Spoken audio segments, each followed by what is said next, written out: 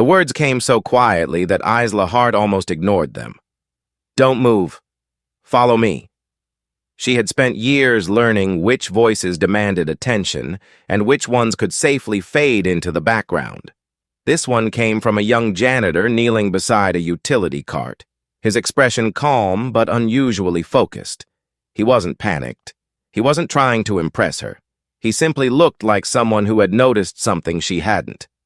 Without another word, he stepped toward a wide stone planter near the entrance of the estate and motioned for her to stay close. If you believe in kindness and second chances, please like, comment, share, and subscribe to Kindness Corner. The charity gala at Willow Crest Estate had started less than 20 minutes earlier. Luxury cars lined the curved driveway while guests in tailored suits and evening dresses drifted toward the grand ballroom. Waiters balanced silver trays filled with sparkling drinks.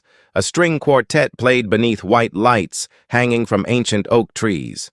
Everything looked exactly as Isla's staff had planned. As the founder and CEO of Hartwell Living, a company known for restoring historic neighborhoods instead of replacing them, Isla preferred quiet evenings to glamorous events. But tonight mattered. Investors, city officials, and nonprofit partners had all gathered to announce a new affordable housing initiative. The last thing she expected was to be following a janitor behind a flower planter. The young man wore a Navy maintenance uniform with a stitched name patch that read, Nolan Mercer. He couldn't have been older than 30. His sleeves were rolled neatly above his wrists, and there were faint circles beneath his eyes that suggested sleep had been in short supply. He glanced toward the driveway again before speaking. "Please stay here for a minute." Isla looked confused. "Why?" "I think the limousine is about to roll." She frowned. The black limousine parked near the front entrance appeared perfectly still. A large bodyguard stood several feet away while the driver unloaded luggage from the rear compartment. Then Isla noticed it. The driveway sloped almost invisibly toward the entrance gate. The driver's door wasn't fully shut, and the limousine was moving. Not fast, just enough. The heavy vehicle began creeping backward, almost silently. The bodyguard still faced the front entrance. Guests continued chatting without noticing. A catering employee carrying stacked glassware was walking directly behind the limousine. Nolan didn't shout. He sprinted. He reached the catering employee first, gently pulling him aside before waving both arms toward the driver. "Brake! Brake!" The driver turned just in time, lunging into the seat and slamming the brake pedal before the limousine reached the stone steps. Silence settled over the driveway. Only after everyone realized what had almost happened did conversations slowly begin again. The catering employee looked pale. I never even heard it moving." Neither had anyone else, including Isla.